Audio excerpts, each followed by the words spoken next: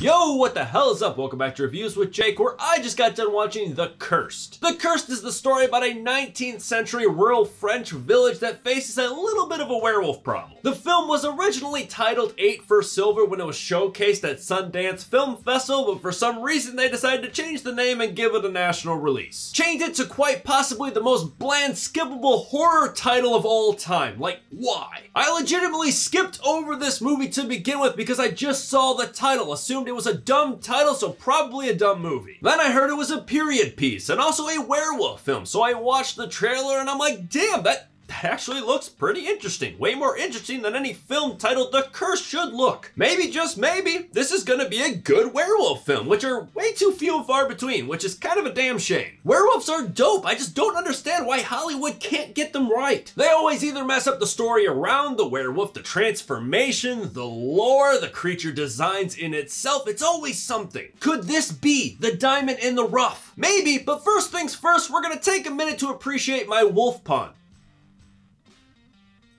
Thank you. Well, the pros start right there because this is actually a pretty interesting spin on the classic creature. I don't really want to dive too deep into this to avoid spoilers, not that it would really affect the viewing experience of this movie, but I just feel like they found a very interesting and unique lore to build off of. I feel like that's often an issue with these classic creature features. We know too much about them from over the years of watching movies about them, their origins, their strengths, their weaknesses. So to see a film kind of blaze its own trail but running parallel to where we expect it to be, it's kind of nice. It feels familiar yet still original. And the tone for this film fits the approach perfectly. It's very grim and brooding. The monochromatic color palette where everything feels dull, lifeless, and gray if it's not within a stone's throw of a torch, bringing any sort of light and color to this world. All the way to the production design of this whole area, the foggy wetlands, all the way to these lavish estates. The soundtrack also playing a hand in this, very somber and bleak. It almost felt like you're playing The Witcher 3 and you walk into a small village that has been decimated by a monster, which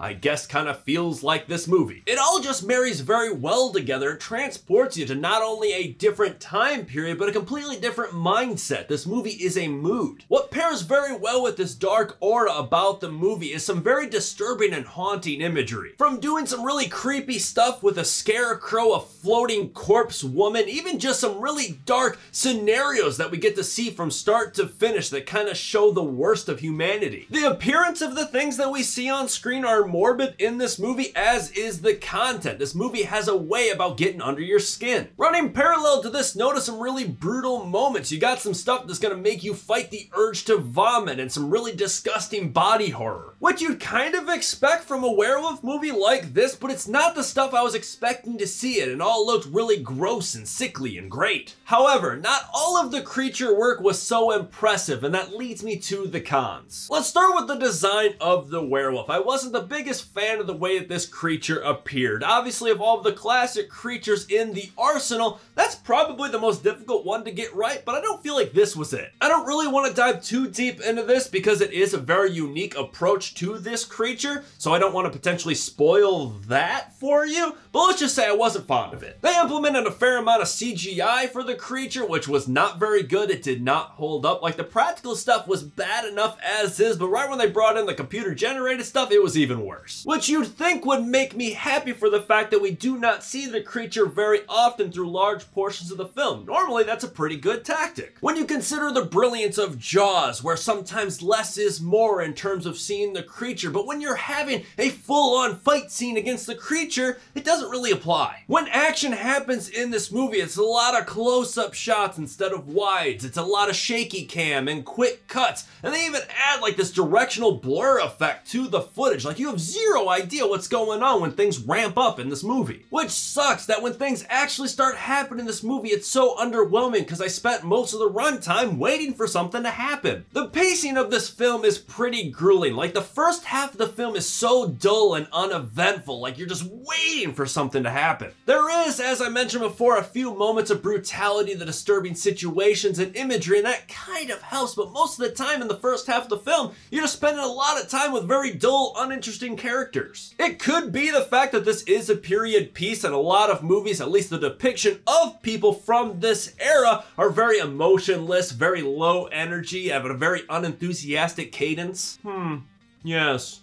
Appears to be an animal of some sort, based on the bite marks on his ass. Accurate for the era, I guess. People just didn't really show emotion very well in those days. That's why they didn't smile for photographs. But it does not make for very interesting pawns in this story. They just don't bring the juice. They're not very interesting in reality or the dreams that they spend a lot of the runtime in. There is seriously like 10 dream sequences in this movie, and they're all basically the same formula. You got some disturbing imagery, a lot of the same disturbing imagery. They show a lot of the same shots, and they all end with a little thing going bleh. Like, I get that dreams are a big portion of this story, like all the townspeople start having the same dream. That's important to the plot, but that doesn't mean we need to see every single one of them, especially when they're all basically the exact same dream. At least when Freddy Krueger dives into people's dreams, he mixes up in location a little bit. These just get a little repetitive. It feels like someone bumped the remote and rewound like 5 minutes. This was not the only aspect of the narrative structure that I did not agree with. I feel like it was really just formatted very strangely. It felt very fragmented, like all of the scenes were incredibly short and it just felt like it jumped around all over the place. You couldn't really get a sense of a scene before it just blasted on to the next one. There's also a time jump in there that I didn't feel like we needed. It's kind of a bookend approach that I feel like we could have done without. I did hear that the original film 8 for Silver that was shown at Sundance was much longer, and along with the name change, they also cut out a good portion of the film for its national release. Maybe in the full-length version, this time jump made sense? It's hard to know. But learning that even this was an edited down version of a film was pretty surprising, because I still feel like there's a lot of fat in there that we could have tightened up. Like the selection of the things that they kept and the things that they nixed. Obviously this is all hypothesizing because I don't know what the original film looked like, but I feel like a lot of the selection of things that made this edit were a little strange. For instance, there is a wealthy couple in this movie. They're pretty integral to the plot. They have a couple kids and they all get involved in the werewolf shenanigans. They hint at a little bit of turmoil in their relationship, but I personally didn't really give much of a damn about it. Like, the guy was a